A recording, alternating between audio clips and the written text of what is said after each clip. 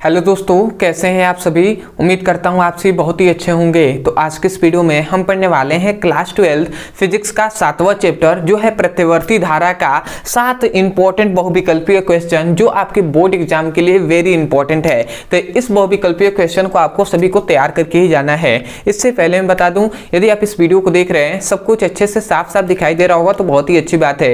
यदि दिखाई नहीं दे रहा होगा तो आप अपनी वीडियो की क्वालिटी को बढ़ा लीजिएगा, क्योंकि बहुत ही लो क्वालिटी में आपकी वीडियो चल रही होगी। तो इसके लिए आपको बढ़ाना आना चाहिए, ठीक है। तो आप बढ़ा सकते हैं उसको। अगला आता है अपने टॉपिक पे। तो ये आता है भैया सबसे पहला इस चैप्टर का इंपॉर्टेंट टॉपिक है जो है प्रेरकत्व का मात्रक है। अब भैया प्रेरकत्व का मात्रक क्या होता है, तो ओम इंटू सेकेंड। ये पहला ही तो ऑप्शन सही है ना कि प्रेरकत्व का मात्रक क्या होता है, ओम इंटू सेकेंड होता है। दूसरा क्या दिया है, ओम प्रति सेकेंड, ठीक है। तीसरा है सेकेंड प्रति ओम और चौथा दिया गया है 1/ओम इंटू सेकेंड। तो ये तो पहला ही ऑप्शन आपका सही हो गया कि ओम इंटू सेकेंड ही क्या होता है, प्रेरकत्व का मात्रक होता है। तो इसको आपको याद रखना है। दूसरा आता है इंपॉर्टेंट क्वेश्चन, यहाँ पे लिखा गया है एल सी तथा आर क्रमशः स्वप्रेरकत्व, धारिता एवं प्रतिरोध को व्यक्त करता है, तो निम्नलिखित सूत्रों में किसका विमीय सूत्र आकृति का नहीं होगा। मतलब यहाँ पे ये कहा गया कि एल जो है वह स्वप्रेरकत्व है, सी जो है वो धारिता है तथा आर जो है वो प्रतिरोध को व्यक्त करते हैं, तो निम्नलिखित सूत्रों में किसका विमीय सूत्र की आकृति का नहीं होगा। मतलब किसका विमीय सूत्र आकृति का नहीं होगा, उसका आकृति विमीय सूत्र का होगा ही नहीं। वो कौन है, तो यहाँ पे लिखा गया है 1/RC, यहाँ पे लिखा गया R/L, यहाँ पे लिखा गया 1/रूट में LC, यहाँ पे लिखा गया है C/L। तो यहाँ पे जानते हैं किसका, जो L/C जो होगा ना इसकी आकृति नहीं होगी, मतलब विमीय सूत्र आकृति का नहीं होता है। अब भैया L क्या है और C क्या है, तो यहाँ पे C है धारिता, L क्या है भैया, L है जो स्वप्रेरकत्व है। तो इसको आपको याद रखना है, ये चौथा ऑप्शन आपका सही हो जाएगा। आते हैं तीसरे क्वेश्चन पे जो है अनुनाद की स्थिति में LC परिपथ की आकृति है। मतलब यहाँ पे कहा गया कि अनुनाद की स्थिति है तो वहां पे L और C परिपथ की आकृति कैसी होगी। L मतलब क्या, प्रेरकत्व, स्वप्रेरकत्व, और C मतलब क्या, धारिता। तो इनकी जो क्या होगा परिपथ की आकृति कैसी होगी,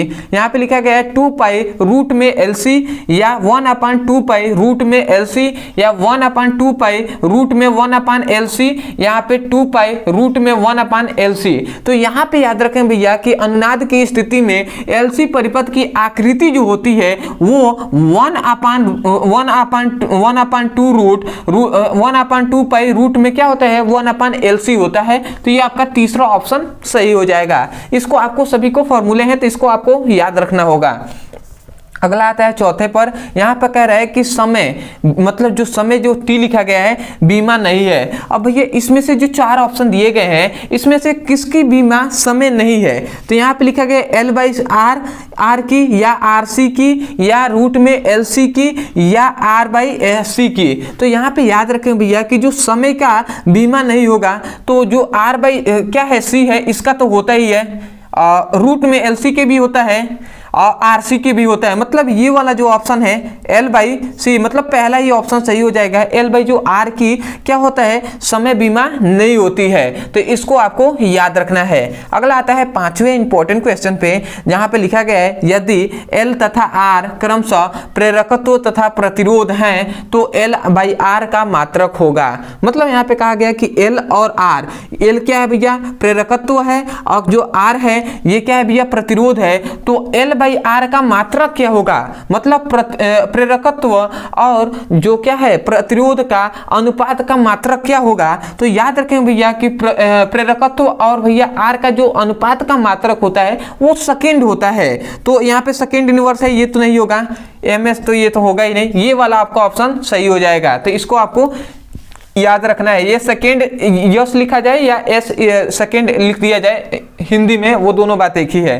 तो इसको आपको याद रखना है। अगला आता है अपने इंपॉर्टेंट और सबसे इंपॉर्टेंट और सबसे अंतिम क्वेश्चन जो है यहाँ पे लिखा गया है यदि एक LCR परिपथ को प्रतिवर्ती धारा के स्रोत से जोड़ दिया जाता है तो अनुनाद की स्थिति में धारिता प्रतिघात तथा प्रेरकीय प्रतिघात में कालांतर होगा। अब मतलब यहाँ पे कहा गया कि एक LCR एलसीआर परिपथ को प्रतिवर्ती धारा स्रोत से यदि हम जोड़ देते हैं तो अनुनाद की स्थिति में धारिता प्रतिघात और प्रेरकीय प्रतिघात का कालांतर क्या होगा? तो हम जानते हैं ना, शून्य होगा। हम तो पहले से ही जानते हैं कि शून्य होता है, क्योंकि जो क्या होता है, प्रतिवर्ती धारा को जब हम क्या करते हैं, जो प्रतिवर्ती धारा के स्रोत से इसे हम जोड़ते हैं एलसीआर परिपथ को, तो उसमें जो धारिता प्रतिघात और प्रेरकीय प्रतिघात के जो कालांतर होता है वो क्या होता है, शून्य होता है। तो आशा करते हैं कि ये जो 6 आपके इंपॉर्टेंट क्वेश्चन है ये आपको समझ में आया होगा, और खासकर इसमें समझने वाला कुछ नहीं है, आपको याद ही करना होगा भैया, आपको याद करना ही होगा। तो बहुविकल्पीय क्वेश्चन है, आप इसको याद कर लीजिएगा। दूसरी आता है क्वेश्चन कि अभी तक जितने भी चैप्टर हैं उन सभी का करा दिया गया है, इससे जितने भी पीछे के चैप्टर हैं, तो 6 ये तो 7 चैप्टर है, इसके पीछे का जो 6 चैप्टर है उनका फिजिक्स का भी, केमिस्ट्री का भी, वो सब करा दिया गया है। यदि आप पढ़ना चाहते हैं, चाहे बहुविकल्पीय क्वेश्चन हो या सब्जेक्टिव टाइप क्वेश्चन जो इंपॉर्टेंट क्वेश्चन सभी हो, तो यदि उसका सभी का तैयारी करना चाहते हैं तो आप या तो हमारे चैनल के प्लेलिस्ट में चले जाइए, या आपके सुविधा के लिए यहाँ पे एक नंबर दिया जा रहा होगा, इस नंबर पे, ये व्हाट्सएप नंबर है, केवल व्हाट्सएप पर इसका यूज कीजिएगा, व्हाट्सएप पर इसका मैसेज कीजिए, और केवल आपको मान लेते हैं क्लास 12 का फिजिक्स और केमिस्ट्री का पढ़ाई करना है, तो आप इस पर लिखिए class 12 physics chemistry all important topic link, अब मैसेज कर दीजिए, आपको तुरंत फिजिक्स और केमिस्ट्री का 2 लिंक मिलेगा, वहां से उसकी पढ़ाई कर सकते हैं। अदरवाइज यदि आप हमारे चैनल पर नहीं होंगे तो चैनल को जरूर सब्सक्राइब करते लीजिएगा, ठीक है। इससे ये होगा कि आप सबसे पहले तो आपके पास एक फायदा होगा कि आपके पास जो भी इंपॉर्टेंट क्वेश्चन अभी हम अपलोड किया जाएगा, ठीक है, आगे किया जाएगा, तो वो सभी आपके पास सबसे पहले नोटिफिकेशन पहुंचेगा। यदि आपने क्लिक करके अगर कुछ भी जान लिया, कुछ भी,